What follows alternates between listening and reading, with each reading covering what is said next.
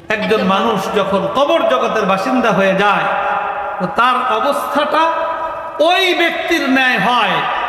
যেই ব্যক্তি সাঁতার জানে না কিন্তু সমুদ্রের মধ্যে সে ডুবে গেল, হাবুডুবু খাচ্ছে।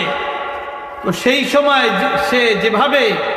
নিজেকে আত্মরক্ষার জন্য চিৎকার করতে থাকে যে আমাকে বাঁচাও বাঁচাও, কোনো খড়কুটা পাইলে সেটাকে যেরকম ধরতে চায়, একজন মানুষ যখন কবর জগতের বাসিন্দা হয় ওরকম সে চিৎকার করতে থাকে, আহ্বান করতে থাকে, প্রত্যাশা করতে থাকে। ইয়ান্তাজিরু দাওয়াতান তালহাকুহু মিন আবিন আও উম্মিন আও আখিন আও সাদীকিন, তারা প্রত্যাশা করতে থাকে যে আমি তো আমার জীবদ্দশায় আমার সন্তান অনেক সময় আগে চলে যায়, বাবা মা থাকে, তো বাবা মার